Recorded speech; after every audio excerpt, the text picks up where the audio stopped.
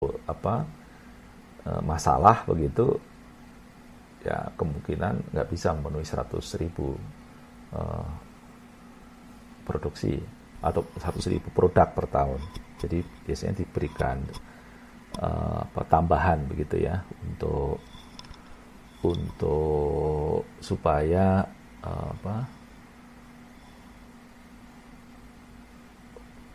jumlah produk yang harus disuplai misalkan atau permintaan tersebut bisa dipenuhi dalam 1 tahun. Nah, oke. Nah, ini adalah contoh lanjutkan pada nomor 15.1. Nah, ini kita lihat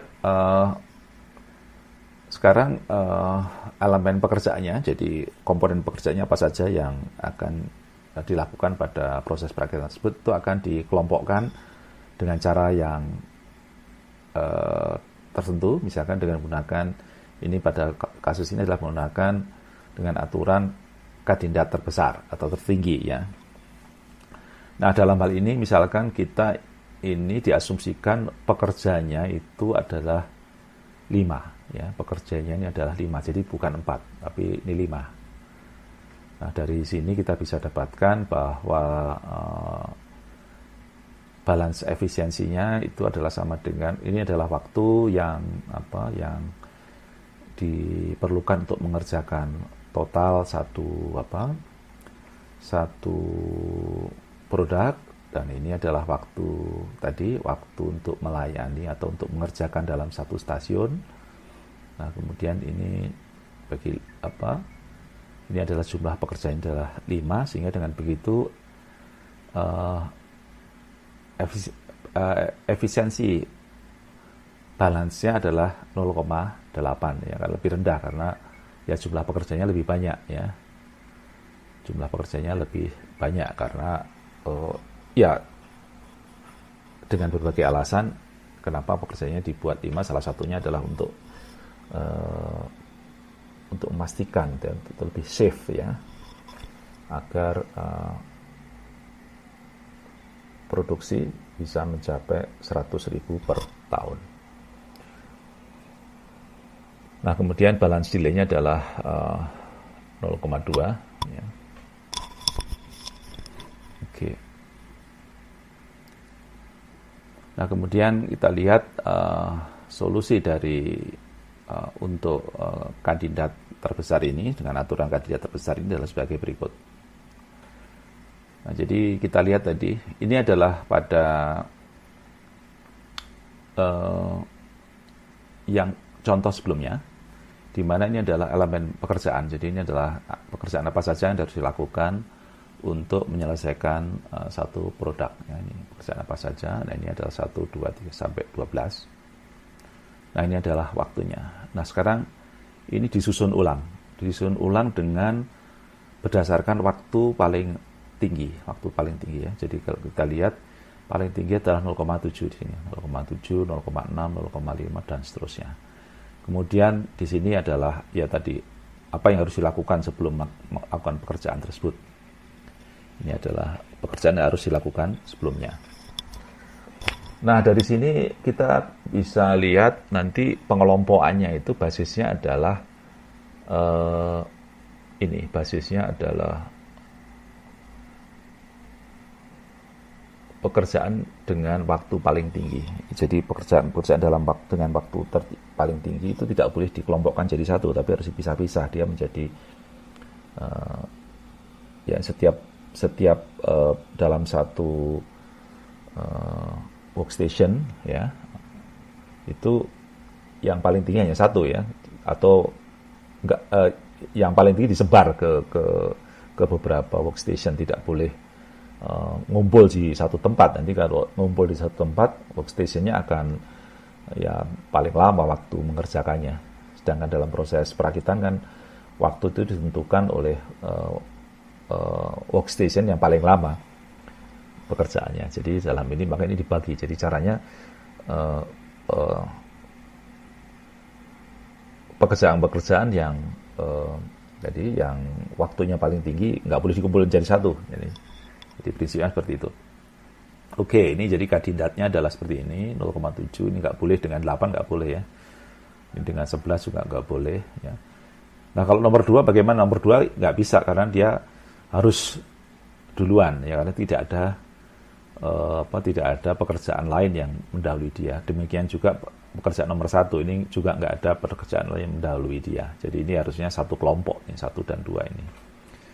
Nah kemudian kalau kita jadi 3, 8, 11, 2 tidak, 2 sudah paling awal. Bagaimana dengan 10? 10 lebih, ini sedikit. Nah 10 ini nggak bisa dilakukan di awal karena apa? Karena dia ternyata menunggu pekerjaan lain. Ya, ini pekerjaan nomor 5 dan nomor 8. Jadi dia terpaksa harus diletakkan di belakang-belakang. Jadi tidak. Nah yang paling dulu bisa dikerjakan ini adalah 7. Ini adalah 0,32. Nomor 3. Nah, sekarang sudah cukup karena kita hanya punya 5 stasiun pekerjaan. Ya, 5 stasiun kerja, ya, 5 stasiun kerja. Karena kita hanya punya 5 pekerja, jadi sudah cukup 1, 2, 3, 4. Kemudian satu lagi adalah untuk 2 dan nomor 2 dan nomor 1, satu workstation, ya. Oke. Nah, kemudian dari sini kita akan lihat, nah kira-kira pembagian seperti ini. Nomor 1, stasiun 1 itu akan mengerjakan nomor 1, 2, 4, dan 5 ya. Tuh, jadi kalau kita kembali ke sini tadi, ya nomor ini sesuai dengan urutan tadi sebelumnya ya. Karena nomor 2 ini dan nomor 1 harus satu grup ya. Kemudian nomor 5 ya ini di bawah, nomor 4 juga kecil. Nah, oke, seperti ini. Oke, jadi nomor 4 dan nomor 5 satu grup karena ini kecil ya. Kemudian ya berikutnya adalah kita lanjutkan. Nah, ini tidak bisa nomor 3 ini masuk di stasiun 1 karena nomor 3 ini waktunya panjang. Jadi nomor 3 ini akan menjadi satu station yang lain. Nah, nomor 3 ini akan satu grup dengan atau satu kelompok dengan nomor 6 ya, nomor 6. Berikutnya adalah nomor 7 dengan nomor 9 ya, nomor 7 dengan nomor 9. Lalu nomor 8 dengan nomor 10. Dan yang terakhir adalah di stasiun 5 adalah nomor 11 dan nomor 12. Nah, ini adalah merupakan cara pengelompokan berdasarkan waktu terlama ya, waktu terlama. Jadi intinya pekerjaan-pekerjaan yang paling dahulu dilakukan tapi waktunya paling lama itu tidak boleh dikelompokkan menjadi satu. Jadi harus dipisah menjadi kelompok yang lain supaya nanti stasiun kerjanya itu waktunya relatif balance ya, waktu siklusnya relatif balance. Sehingga dengan begitu kita dapatkan dari berikut, maka ini adalah stasiun 1 itu mengerjakan pekerjaan 2514, kemudian stasiun 2 itu mengerjakan pekerjaan nomor 3 dan 6, 3 itu 8, 10, kemudian 4 itu 9, dan 5 itu adalah 11, 12 ya. Oke, ini adalah pekerjaan yang dilakukan pada setiap workstation ya, atau ya stasiun kerja ini. Nah, kemudian kalau kita lihat waktunya, terlama adalah di stasiun 1 itu adalah 1 menit, kemudian setelah itu stasiun 2 0,81, stasiun 3 0,98, 4 0,59, dan 5 0,62. Jadi kalau dari tadi waktu servisnya kan 1 menit ya, jadi itu adalah waktu yang diperlukan untuk mengerjakan satu produk, itu nggak boleh lebih dari 1 menit ya. Jadi ini terpenuhi ya, ini terpenuhi. Walaupun ini tidak terlalu balance karena ya nggak bisa nih kalau ini 1 menit, 1 menit, 1 menit semua perlunya cuma 4.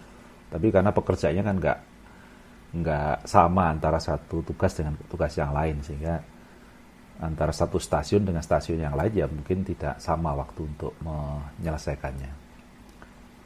Nah, jadi ini seperti ini berdasarkan aturan koordinator besar. Nah, berikutnya kita lihat seperti ini. Nah, lalu dibuat urutan prosesnya. Jadi workflow-nya, elemen yang tersebut itu elemen pekerjaan di stasiun 1 yang dikerjakan adalah 2, 5, 1, 4. Kemudian stasiun 2 masuk stasiun 2 itu adalah 3 dan 6, pekerjaan 3 dan 6. Kemudian setelah selesai dari stasiun 2 masuk ke stasiun 3 yang dikerjakan adalah elemen pekerjaan nomor 8, 10. Kemudian stasiun 4, 7, 9, dan stasiun 5, 11, 12. Nah, jadi diperlukan 5 stasiun. Nah, ini adalah merupakan cara balance ya, lini perakitan dengan menggunakan koordinat terbesar, aturan koordinat terbesar. Berikutnya adalah dengan menggunakan Gilbridge dan Webster ya, metode Gilbridge dan Webster. Nah, pada metode Gilbridge dan Webster ini dibuat kolom-kolom ya, dalam kolom-kolom untuk memisahkan kelompok pekerjaan berdasarkan waktu yang seakan-akan berdasarkan urutan proses. Jadi kalau misalkan 1 dan 2 ini paling dulu harus dilakukan. Kemudian 3, 4, 5 itu step kedua yang bisa dilakukan ya. Jadi ini nggak bisa dilakukan pertama kali, ini harus step kedua setelah 1 dan 2 ini selesai. Kemudian yang ketiga itu adalah 6, 7, 8. Nah, ini kosong. Nah, kalau kosong seperti ini artinya apa? Pekerjaan ini sebenarnya bisa di sini, bisa di step kedua, langkah kedua ini, atau juga bisa dipindahkan ke sini. Jadi ini alternatif ya. Jadi semua harus dituliskan. Jadi kalau ini bisa di sini atau juga bisa di sini ya. Karena di sini kosong, tidak ada pekerjaan yang lain. Oke, ini adalah alternatif ya, bisa di kolom 2 atau bisa di kolom 3.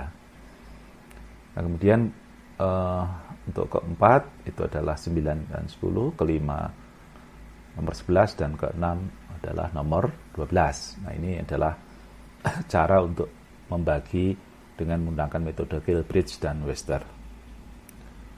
Nah, berikutnya kita lihat di sini.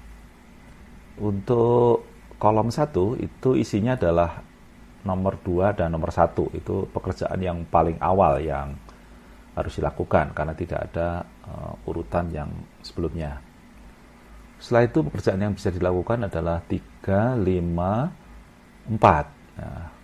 Nah, sedangkan 5 ini bisa di kolom 2, bisa juga di kolom 3 ya. Jadi ini bisa di 2 atau 3 ya. Ini waktu pengerjaannya.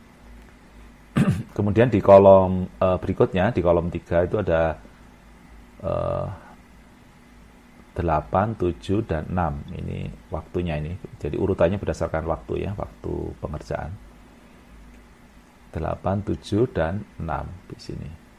Kemudian setelah itu di kolom 4 itu ada 10 dan 9. Kolom 5, 11, dan kolom 6 nomor 12. Oke. Nah, ini adalah sudah sesuai dengan urutan pekerjaannya. Nah, berikutnya adalah mengelompokkannya. Ya, jadi mengelompokkannya, maka berdasarkan ini dikelompokkan untuk stasiun 1 ini dikelompokkan seperti ini. Jadi kalau kita lihat tadi ini. Jadi diurutkan seperti ini. Jadi kalau ini stasiunnya itu urutan aja 2, 1, 5, 4. Ya, 2, 1. Kemudian 3, 6. Ya, 1 ini. Ya, terus kemudian setelah itu 8, 7, ya. 10, 9, kemudian 11, 12. Jadi ini dari cara dari kolom-kolom tersebut bisa langsung diperoleh urutan pekerjaannya atau urutan stasiun kerjanya. Jadi kalau kita lihat ini pembagiannya ini tadi yang menggunakan berdasarkan kandidat waktu terbesar. Ya, untuk stasiun 1 ini sama, kemudian untuk stasiun 2 ini sama. Nah, untuk stasiun 3 yang berbeda.